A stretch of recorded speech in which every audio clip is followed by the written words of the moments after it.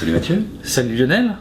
Alors un deuxième retour, aujourd'hui que de plaisir de vous retrouver. Merci pour vos premiers commentaires, commentaires sur Twitter, sur notre fil Twitter ou directement sur les commentaires de la première vidéo. Merci pour vos encouragements. Deuxième vidéo, on passe sur les changements, les 5 changements.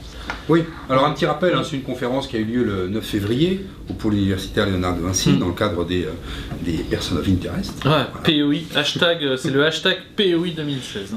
Voilà, et donc c'est les 5 changements de la transformation digitale qui était énoncé par Mathieu sous un titre de conférence qui était bien accrocheur et tout à fait énigmatique, c'était « La transformation digitale est-elle morte ?» Alors aujourd'hui, les 5 changements. Alors oui, dans le principe, je reviens un petit peu effectivement sur la conf, le titre était accrocheur, mais pour une seule et bonne raison, non, elle n'est pas morte, c'est est-ce qu'on est digital ready ou pas. C'était surtout ça le concept de base de la conférence. Donc effectivement, on a identifié ces 3 constats et les 5 changements que vient aborder Lionel. Oui, l'exigence de l'offre des produits et de services est clairement un des enjeux forts de la transformation digitale. Deuxième point qu'on a abordé sur cette conférence, c'est la réactivité et l'agilité, qu'on va redévelopper un petit peu plus tard, et le collaborateur au cœur du management, qui est un des changements fondamentaux. Réorientation des offres, on va le voir juste après, et la réorientation des investissements médias, ça c'est aussi un des points qu'on va développer tout simplement. Moi je pense qu'on peut aborder le premier point, parce que le premier point, exigence, produits et services, là clairement ça change beaucoup de choses. C'est-à-dire que le client il évolue, il a changé, il n'a plus du tout les mêmes attentes qu'il avait il y a quelques années parce que les outils qu'il a à sa disposition sont différents. Ces outils lui permettent de réagir vite, lui permettent d'aller très vite au point qu'il cherche à obtenir, c'est-à-dire la meilleure relation produit, la meilleure valeur perçue du produit. Et cette exigence est en fait la désintermédiation que tous les services qui nous sont proposés permettent au client d'aller directement vers son service choisi. Exemple, l'hôtellerie par exemple. L'hôtellerie, si on prend ne serait-ce que alors le point de vue, le Uber de l'hôtellerie, qu'on connaît tous, qui est Airbnb, mais effectivement oui, clairement c'est une disruption assez claire d'un modèle existant, mais Hotel.com, Booking, etc., qui viennent effectivement se positionner de manière extrêmement spontanée sur un marché extrêmement réactif, sur un marché où le client lui s'était déporté déjà sur d'autres supports. Et donc ce qui est intéressant, c'est de voir que ce qu'on constate aujourd'hui sur le problématique des taxis, clairement est arrivé déjà depuis quelques années sur l'hôtellerie, mais c'est assez symptomatique de l'impossibilité de changer son offre, de changer ses services, tout du moins dans la tête. C'est vraiment des problématiques fortes qu'ont les grands groupes, de se réadapter aux clients. Parce que le client aujourd'hui il est Biopo, et c'est en partie ce que m'a soufflé Talenco. On fait aussi un petit peu de pub, merci Cyril Chaudois, merci Jean-Baptiste Gouin de Talenco, et qu'on travaille aussi beaucoup à l'IM. Et ce client il est Biopo, c'est-à-dire qu'il est bavard, impatient, omnicanal, partageur, autonome et unique. Et ça, je pense que c'est quelque chose qui résume assez bien le client d'aujourd'hui. Oui, un client qui, lui, n'hésite pas à partir vers des offres qui sont propulsées par des services que l'on appelle des barbares, c'est-à-dire des gens qui viennent avec une idée extrêmement géniale, vous aider à faire le choix dans un maquis d'offres. Mais voilà, ces barbares, ils peuvent s'appeler Airbnb, ils peuvent s'appeler Booking.com, et le client adore, parce que justement, avec toutes ces facettes qu'il a, il utilise les canaux qui lui sont les plus utiles, les plus efficaces, les plus rapides, qui aujourd'hui ne va pas choisir son restaurant. Bon, on est dans la région parisienne, la Fourchette. Ouais, c'est clair. De toute façon, moi ce que je comprends surtout pas, c'est comment est-ce qu'on est incapable, avec une masse salariale présente, avec des talents dans des sociétés, se réinventer sur des modèles économiques naissants. Je veux dire, c'est la question que je me pose. Et la grande question, c'est qu'en fait, ces sociétés ne sont pas là pour servir le client de cette façon. Ils ont un modèle économique, ils ont une valeur intrinsèque. Pour les hôtels, ce sont des immeubles, ce sont des positionnements dans toutes les capitales, etc. Pour des restaurants, c'est un certain métier. Pour être restaurateur, il faut être à un bon endroit, il faut proposer un beau service, il faut proposer une belle carte. Mais ils ne sont pas dans le digital. C'est pas leur métier. Et d'un seul coup, ces barbares du digital viennent prendre chez eux une certaine valeur pour les hôtels, ils viennent prendre une partie de leur marge quand même. Ouais, mais c'est clair, mais en même temps, enfin d'ailleurs, faites le test chez vous, mais appelez un hôtel et dites-leur que vous êtes sur Booking et que vous allez réserver, est-ce qu'ils vous proposent le même prix? Vous verrez qu'à tous les coups, généralement, ils vous proposent quasiment le même prix. Ils n'hésitent pas, les gars. Bon, en même temps, ils sont pas faux, mais je veux dire qu'il y a un moment, je sais pas, quand tu t'appelles, je vais pas citer de nom de corporation de taxi, mais enfin, quand t'es pas foutu de penser que ton client, il se déporte clairement de ton support de réservation, qu'il veut plus de ton produit en l'état dans lequel il est, et qu'aujourd'hui il trouve plus de valeur ajoutée dans un produit, et est-ce que tu continues à te gangréner en essayant de manifester, ou est-ce que tu essaies justement de réinventer dans une certaine mesure? Enfin, je mets pas tous les tacos dans le même sac, bien au contraire, mais je trouve qu'ils sont aussi un peu prisonniers du système dans lequel ils se sont mis. Mais naturellement, enfin, je sais pas. C'est une explosion des modèles économiques, surtout. Certes, les modèles économiques, si on parle des exemples des taxis, on a un modèle économique qui est établi, on a un numerus clausus, on a une niche, on a une rente, et puis on travaille sur cette rente. À partir du moment où les règles juridiques permettent à d'autres acteurs de venir proposer un service relativement équivalent, alors même s'ils ne peuvent pas emprunter les couloirs de bus, même s'ils ne peuvent pas faire de la maraude, etc., on rentre un petit peu dans le langage technique des taxis, ils viennent malgré tout offrir un service. Et le consommateur, finalement, c'est lui qui a le choix, c'est lui qui a la zapette, c'est lui qui a le smartphone. Vous avez la télécommande dont tu parlais dans la dernière vidéo, mais bon, enfin, moi je me pose cette question fondamentale, est-ce que c'est un problème d'ADN en termes de collaborateurs, est-ce que c'est un problème d'agilité mentale, enfin pas d'agilité mentale, ce serait négatif, mais de mindset a totalement changé, à savoir que le modèle économique sur lequel on est de toute façon est galvaudé et perdu d'avance et doit se muter en permanence. Enfin, bon, je pense que ça fait quoi, 2-3 points qu'on va redévelopper juste derrière, mais enfin, voilà, c'est le client, clairement il a changé, et aujourd'hui ne pas s'adapter le mettre au centre, hein. D'ailleurs on a lu une superbe étude sur HBR hier sur la nécessité de se transformer, de mettre le client au centre. On voit bien que sur une période de 2 ans et demi, je retrouve le nom, j'essaierai de vous le mettre dans les commentaires, sur une période de 2 ans et demi, à l'instant T où on démarre sa transformation pour replacer le client au centre, clairement on a 2 ans et demi de négatif, de productivité en négatif pour au bout de 2 ans et demi connaître les effets des changements qui ont été opérés. C'est un changement qui est long de fait et qui impacte beaucoup plus les grandes structures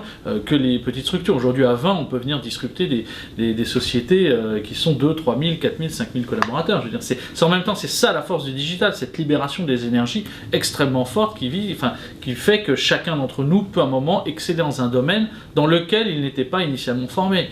On voit bien d'ailleurs avec Uber. Et pour l'entreprise, ça veut dire modifier son ADN. Ah clairement, c'est un ADN qui doit se maturer, c'est un état d'esprit, une culture. On doit refaire totalement, on parlera du collaborateur et du management dans quelques minutes, mais il y a un moment ou un autre, c'est un état d'esprit qui doit partir d'en haut. Hein. Clairement, si le top management n'a pas aujourd'hui pris conscience de la nécessité de s'investir et de porter, d'épouser une nouvelle manière de fonctionner, les transformations digitales dans leur ensemble sont beaucoup plus longues à mener. De toute façon, c'est clair. C'est-à-dire qu'une entreprise, pour la transformation digitale, ça doit partir du top management. Pourquoi ? Parce qu'aujourd'hui, on a des entreprises qui sont structurées en silos, beaucoup. Et si le top management est conscient qu'il faut faire une transformation digitale, en fait, c'est la suppression d'un certain nombre de baronnies et on passe de 15 strates à 6 strates. Et évidemment, ça fait un petit peu de dégâts dans la réorganisation. Donc forcément, c'est quelque chose qui doit être insufflé d'en haut, mais c'est une transformation qui est obligatoire. Parce que de toute façon, le client n'a pas à subir la structure d'une entreprise. Lui, il veut simplement avoir un service avec une valeur perçue qui soit optimum. Ah je crois qu'il faut rester dans cet état d'esprit. Mais de toute façon, après, le syndrome inverse, c'est de tomber dans les organisations en râteau. Donc on va se retrouver avec un mec qui chapeaute 50 autres personnes. Là, on est dans l'entreprise libérée à 200%, on y va, suppression des 4 dirigeants. Voilà, et c'est pas non plus la solution, parce que clairement, ça fonctionne pas. Mais il faut réduire totalement, on va en parler un petit peu plus tard, mais il faut réduire. Non, on en parle maintenant, parce que c'est réactivité et agilité.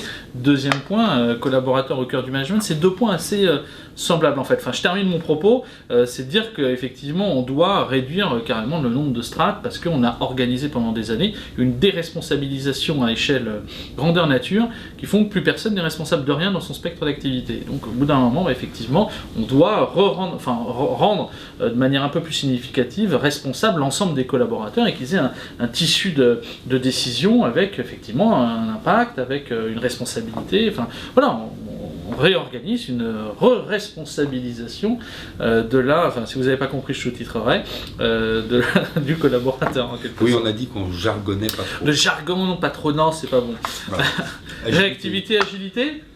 Deuxième point, on en a un peu parlé. Oui, alors on en a un peu parlé. Alors, deux façons de parler de la réactivité et de l'agilité, c'est est-ce que l'on met le client au centre, est-ce qu'on met le collaborateur au centre. Donc là, on a deux petits chapitres qui sont assez identiques. Le premier, c'est plutôt parler du client au centre. Alors ça, c'est évident, on vient de parler du client. Et il faut capter, il faut être réactif et agile par rapport au client. Alors c'est pas l'agilité en entreprise, c'est l'agilité, c'est-à-dire la vélocité dans la réactivité. C'est d'arriver aussi dans ces structures digitales à pouvoir faire remonter du service client, mais de tous les services clients, c'est-à-dire le service client qui passe par les réseaux sociaux, que ce soit le service client qui passe par les plateformes téléphoniques, faire remonter ce que souhaite le client. Et ça, c'est la réactivité de l'entreprise qui va se nourrir de l'expérience utilisateur. Encore une fois, ça fait écho à une conf qui était passionnante, qui avait été donnée chez Hub Institute là, il y a quelques semaines, je crois. Et on voyait bien qu'il y avait un fort distinguo entre la capacité de certaines sociétés à répondre au travers des réseaux sociaux dans un délai de 4-5 heures et Amazon qui lui répond en 1 heure, enfin c'était un peu moins d'1 heure sur les réseaux sociaux dès qu'on a une question par rapport à une problématique de commande ou une question sur un produit. Donc ouais, déjà on voit bien que déjà aux États-Unis, de ce point de vue-là, il y a une forte agilité à pouvoir répondre, à considérer que le service client, c'est pas un service client organisé lui-même en silo, avec l'email, avec les réseaux sociaux, alors les réseaux sociaux, ils appartiennent à qui d'ailleurs? La relation client, ils appartiennent au département internet, ils appartiennent au marketing, enfin, donc déjà là, il y a des choses à repenser, mais effectivement, il faut qu'on ait une agilité plus forte. Je crois que la moyenne, c'était 12 heures, je crois, ou un petit peu moins de 12 heures pour répondre en France. On va dire 12 heures, le mec il est parti quoi. Donc voilà, on se réveille. On mettra un bip. Le collaborateur au cœur du management. Au cœur du management, parce que l'entreprise digitale, elle diminue drastiquement le nombre de strates. Petit exemple, Google, 50 000 collaborateurs, 6 strates de décision, entreprise du CAC 40, équivalente, 15 strates de décision. Donc finalement, on met le collaborateur au cœur parce que le collaborateur, en plus, il est riche. Le collaborateur est aussi, d'une certaine façon, le client de sa propre entreprise. Henry Ford le disait. Oui, totalement. Aussi. Bon, donc il a aussi une perception du monde réel, il a une perception, il a des réseaux aujourd'hui, parce qu'il est aussi actif, on en a déjà parlé. Il a aussi ses propres capteurs sur le réel et sur l'image de l'entreprise. Finalement, c'est une arme, un atout-maître pour le management, le collaborateur. Carrément, mais c'est-à-dire qu'effectivement, le problème, c'est qu'on a organisé une déresponsabilisation permanente des collaborateurs. C'est-à-dire qu'avec 150 strates de décision possibles, de fait, il y a un moment ou un autre, plus personne n'est responsable de rien. Donc se poser une question... je pense que le spectre de responsabilité aujourd'hui des employés doit être décuplé. Il faut réinternaliser de la responsabilisation. Parce que, clairement, aujourd'hui, ne serait-ce que dans la plupart des boîtes avec lesquelles on travaille aujourd'hui, on constate toujours, perpétuellement, ce même syndrome, c'est oui, mais là, c'est plus dans mon territoire, quoi. Ok, and so what, quoi. C'est-à-dire que à terme, la disparition des silos dans les sociétés est tellement proche que qu'est-ce qu'on va faire si c'est plus de son territoire? C'est une société notamment comme Warner là, qui a réorganisé une grosse partie de son marketing, effectivement, en ayant moins d'organisation silo, beaucoup plus de transversalité, et leur enjeu de transformation est absolument passionnant de ce point de vue-là. Mais c'est-à-dire qu'on gère plus seulement du DVD, du ci, de ça, on gère effectivement quelque chose de beaucoup plus global, ce qui est tout aussi plus intéressant. Mais ça passe aussi par de la formation des collaborateurs. Carrément. Ça passe aussi par des process informatiques, c'est-à-dire des plateformes d'échange qui sont des plateformes internes à l'entreprise. Ça passe aussi par des API, ça passe aussi par des outils qui vont transformer, qui vont aller de ce silo vers une transformation plus transverse. Oui, totalement. Mais ça ne peut pas se faire en quelques mois. Ce qui est intéressant, c'est d'ailleurs de constater que la transformation digitale, qui était un enjeu RH, qui était un enjeu marketing initialement des départements market et com, est devenue un enjeu RH parce qu'il y a une nécessité extrêmement forte à devoir recruter des métiers qui n'existent pas dans les sociétés, donc de nouveaux talents avec des compétences qui sont assez importantes et particulièrement dans la technique et le développement. Et puis il y a bien entendu cette nécessité de savoir qu'un collaborateur ne sait jamais et qu'il est en auto-formation permanente. D'où la nécessité de se former. Alors c'est pas que de se former spécialement avec des organismes de formation, c'est aussi initier dans la tête de tous les collabs on doit être curieux, on doit être ouvert, on doit être averti, et ça c'est rare, c'est quelque chose qui est aujourd'hui qui est perdu, je veux dire, parce qu'on est noyé aussi dans de l'opérationnel qui fait qu'on n'arrive plus à se dégager du temps pour s'auto-former. Mais de ce point de vue-là, soyons très clairs aussi, et je le dis souvent, 8 heures pour la famille, 8 heures pour le repos et 8 heures pour le travail, c'est quelque chose qui ne peut plus tenir. On doit être en éveil permanent. Ça ne veut pas dire qu'on ne s'aménage pas des temps, ça veut dire qu'on doit être, effectivement, comme le disait Lionel, dans une curiosité permanente, et puis on doit aussi, bien entendu, savoir qu'on doit se former sur des nouvelles choses. Voilà, nos postes sont mouvants, donc à partir de là, on ne doit plus se contraindre à être dans un spectre de responsabilité déterminé, quoi. On doit s'ouvrir. Et l'enjeu RH, évidemment, essentiel, c'est de faire irriguer cette nouvelle façon de s'organiser auprès de personnes, évidemment, dans une entreprise qui vont de 25 à 65 ans. Avec les conflits générationnels. Classes d'âge différentes, visions différentes, habitudes différentes, besoins différents. Voilà, ça c'est complexe. Ça fera l'objet d'une vidéo à part entière, parce que là on invitera des RH pour nous en parler, parce que forcément ça change beaucoup de choses. On objective même aujourd'hui les résultats des formations, donc c'est quand même quelque chose de passionnant, mais qui incite aussi l'ensemble des organismes de formation.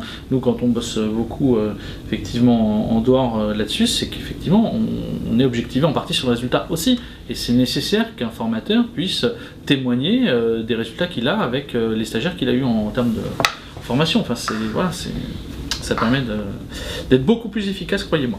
Réorientation des offres. Là, effectivement, c'est la valeur d'usage par rapport à la valeur de propriété à laquelle, cher Lionel, tu es très attaché. Oui, alors évidemment, le digital, c'est un exhausteur de tendances. On va très vite récupérer une information, on va très vite capter une nouvelle tendance, on va très vite se mettre dans un nouveau mouvement. Vous verrez quelques pubs qui justement s'appuient là-dessus pour vanter des nouveaux services. Et puis c'est aussi une nouvelle façon d'appréhender un bien, un produit, un service, c'est dans sa forme de rentabilité. Alors on en a évoqué le sujet avec Airbnb, les personnes qui louent leur appartement, mais vous avez aussi par exemple un bien qui est un bien statutaire, même s'il l'est de moins en moins, qui est la voiture. Et sur un bien statutaire qui est la voiture, vous avez des services comme Wicar, encore un petit barbare qui s'installe et qui va vous proposer de rentabiliser votre voiture. Eh bien, la réorganisation des offres, à la lumière de cette nouvelle perception qu'un client, qu'un utilisateur, qu'un usager peut avoir d'un service, va imposer à certaines sociétés de réorienter leur offre. Et demain, est-ce que Renault va continuer à vendre des voitures ? C'est toute la question, mais ça c'est effectivement, toi tu es vraiment porteur de ce message-là, qui est de dire aujourd'hui, quand on achète quelque chose, on pense rentabilisation de ce que l'on achète par défaut. C'est une valeur d'usage. Mais on a aussi une valeur si on a une valeur d'usage, alors je vais simplement le louer. Si je trouve une valeur de propriété, parce que c'est statutaire, j'ai envie d'avoir une grosse voiture, eh bien je vais peut-être me dire, oui mais cette grosse voiture, en partie je vais la rentabiliser par un certain nombre de services digitaux qui aujourd'hui vont me permettre de la louer, parce que quelqu'un veut aller au mariage avec une grosse voiture et ça sera la mienne. À terme, est-ce que c'est pas non plus, effectivement comme tu disais, du Renault, du Citroën ou autre, n'importe quelle marque de bagnole qui serait apte à faire de la location de voitures, à l'image qu'on a aujourd'hui à Paris, je ne sais plus comment ça s'appelle. Avec les Autolib. Les Autolib, voilà, merci. C'est effectivement, je pense que à quand Tesla ? Mais je me pose la question. À quand Tesla en location ? En location. Ce serait d'enfer. Ça fera aussi l'objet d'une vidéo. Et puis un des derniers points qui est assez important et qu'on voulait partager avec vous, c'est le point numéro 5, qui pour nous sont effectivement ces 5 changements importants, mais c'est la réorientation. On fait un focus un peu plus important directement dans les sociétés, mais c'est la réorientation des investissements médias. La vision héroïste, clairement déterminée, qui font que chaque action marketing, chaque action com doit disposer d'indicateurs de performance précis, temps réel. Est-ce la mort ? Ou la modification importante des médias descendants, classiquement froids, comme on pourrait les connaître, le 4x3, la transformation significative des achats médias à la télé ou en radio, tout ce qui peut être froid et descendant, qui font que les interactions seraient serait forcément la vision KPI serait moins forte. C'est-à-dire que là, l'entreprise aujourd'hui, elle cherche à avoir un retour plus net sur son investissement. Et pour avoir un retour plus net sur son investissement, il y a un bel exemple que l'on pourrait citer, c'est l'exemple de Nike.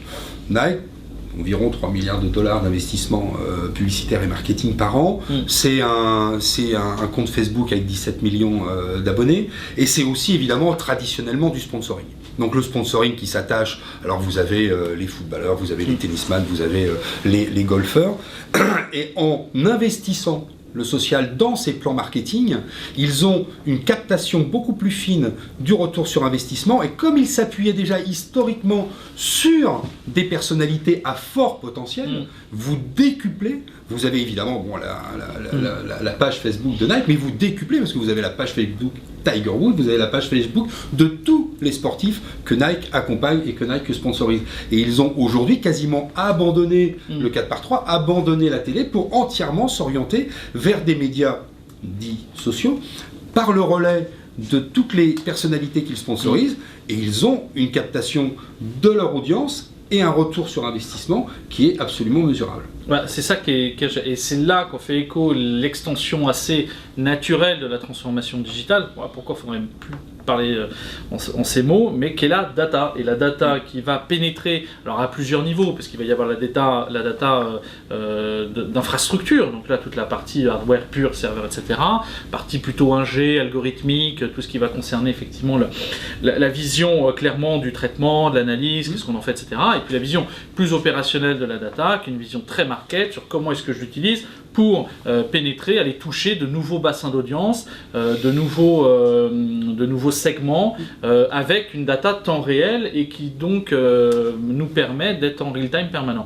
Et ça, effectivement, ça change beaucoup de choses parce que les outils digitaux, dans leur ensemble, permettent d'aller beaucoup plus finement dans le fait de toucher un bassin ou un individu à part entière en fonction et au regard d'un comportement qu'il a eu avec un média, que ce soit un trailer sur Allociné, que ce soit effectivement une image avec laquelle il aurait échangé en termes de share, de like, etc. sur Instagram. Voilà, toutes ces choses qu'il faut effectivement, plus on oublie qu'on est en train de tourner. Donc effectivement, mais la vision ROI, ça fera effectivement une vidéo à part entière, parce que là, encore une fois, il y a plein de choses à dire. On a plein de mecs super passionnants à vous présenter, et c'est vrai que là, ça pourra faire l'objet de quelque chose de très sympa. Voilà, on est au terme de cette vidéo qui a duré un peu plus longtemps que prévu. Oui, un peu plus longtemps. Mais bon, tellement de choses à dire, et puis on aime tellement ce qu'on fait. Voilà, donc nous étions encore une fois au pôle universitaire Léonard de Vinci, à l'Institut de l'Internet et du Multimédia. N'oublions pas une partie de nos employeurs. Et puis, écoute, Lionel, on se retrouve incessamment sous peu pour une nouvelle vidéo. N'hésitez pas à partager, à liker notre site internet, enfin notre one page, avec juste un email piqueur. On ne veut surtout pas faire d'actu, parce qu'il y en a qui le font déjà très bien. Sera bientôt en ligne, donc n'hésitez pas très prochainement à vous rendre sur digital-men.fr. On vous laissera directement vous enregistrer pour recevoir directement toutes les mises à jour de nos vidéos. En attendant, likez notre page, allez sur notre fil Twitter, et puis on se retrouve très prochainement pour une nouvelle vidéo. Bye bye. À très bientôt.